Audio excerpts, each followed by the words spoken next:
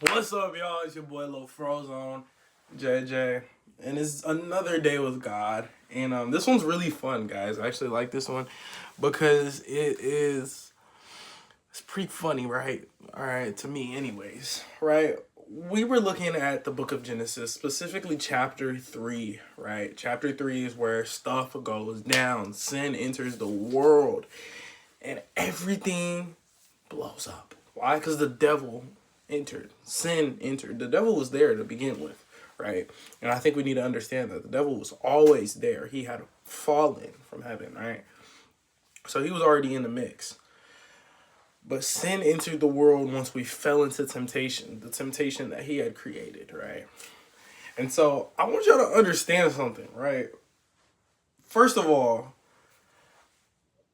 we were covered with fig leaves. That's what we try to cover ourselves with.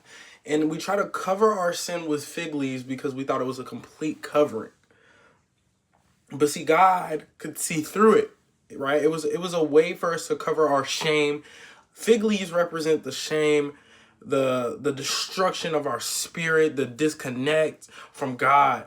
And the reason I say this is if you look in the book of Matthew, Jesus curses only one tree. He doesn't curse anything else.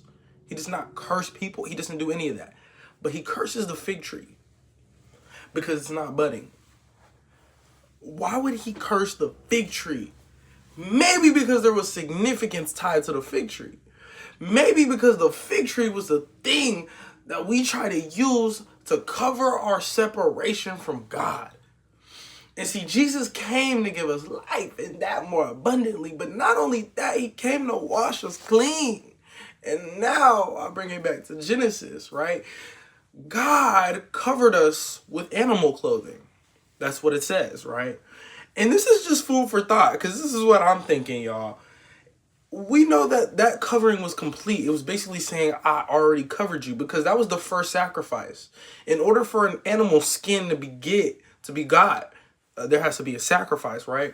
And so I'm thinking, what possibly could be the sacrifice? And then it came to me, the Lamb of God that was slain before the foundations of the world for us, right? What if the animal skin was the cloak of Jesus? Oh, I gotta run out. That's crazy.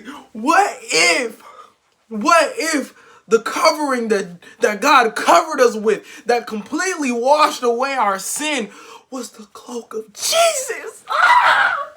Food for thought. Y'all go have fun. Go read chapter 3 and see what you find out. Genesis chapter 3. Bye.